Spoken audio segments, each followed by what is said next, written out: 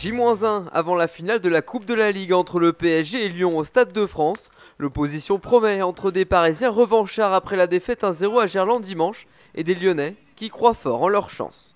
Voilà, là c'est notre compétition, on sait qu'il y a un vainqueur à la fin. On sera, je pense, déterminé, motivé pour gagner le deuxième trophée de la saison. C'est vrai que sur le papier, Paris devrait nous gagner 2-3-0. Mais si tout le monde fait le taf, on peut les mettre en difficulté, mais c'est vrai qu'on n'est pas les favoris. Ce week-end se dispute également la 33e journée de Ligue 1 avec dès ce soir Saint-Étienne-Rennes à Geoffroy-Guichard. Les Verts, 4e, restent sur 2 matchs nuls mais ont bien l'intention de renouer avec la victoire pour entretenir l'espoir d'achever la saison sur le podium. Il suffit qu'on gagne 2 matchs de suite, que Lille en même temps fasse une contre-performance, ce qui peut arriver, on ne sait jamais. Voilà, on verra, il reste 5 matchs, on verra. Je pense qu'il faut continuer à y croire, même si quand on regarde le classement aujourd'hui, c'est compliqué. À 600 km au sud de Saint-Étienne, l'Uznac pourrait entériner sa montée en Ligue 2 dès ce soir. Un club dirigé notamment par un certain Fabien Barthez. Le ballon le démange toujours. Sa carrière s'est arrêtée en 2007, mais Fabien Barthez n'en a pas fini avec le monde du foot.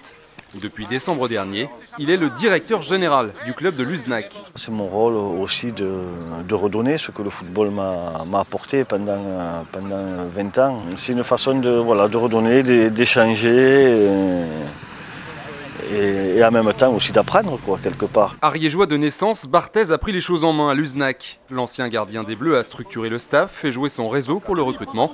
Il assiste au match et à l'entraînement une fois par semaine. Le premier entraînement qu'il a fait avec nous, j'ai dit, bon, vous vous rendez compte quand même, on a quand même Fabien Barthez qui s'entraîne avec nous.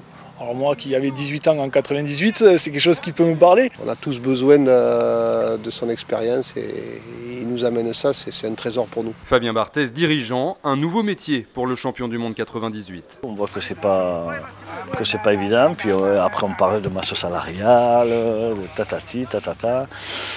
Voilà, tu es obligé de passer aussi par les politiques, les élus, mais tout ça reste toujours à travers le sport, quoi. Et justement, sportivement, c'est un succès. Avec Barthez, ce village de 650 habitants s'apprête à monter en Ligue 2. À Monte-Carlo, Jo-Wilfried Tsonga s'est offert un beau cadeau le jour de son 29e anniversaire. Le dernier escapé français s'est débarrassé de l'Italien Fabio Fognini, 5-7, 6-3, 6-0. Il affronte aujourd'hui Roger Federer pour une place en demi-finale. C'est chouette, ça va me permettre d'aller chercher encore une étape de plus. Bon, j'espère que je ne vais pas me battre et puis à la fin perdre comme d'habitude. Je vais essayer d'arriver sur le terrain et de gagner. En handball, Dunkerque se rapproche un peu plus de son premier titre de champion de France. En déplacement à Montpellier, les nordistes s'imposent 26-25 au terme d'une fin de match haletante avec un pénalty marqué à la dernière seconde. À 4 journées de la fin, le leader possède désormais 5 points d'avance sur Montpellier et le PSG qui jouera mercredi face à Aix-en-Provence. Enfin en rugby, début ce soir de la 25e et avant-dernière journée de top 14, Montpellier est en déplacement sur la pelouse du Castres Olympique. Les Héroltais aborderont le match dans la peau du leader du championnat.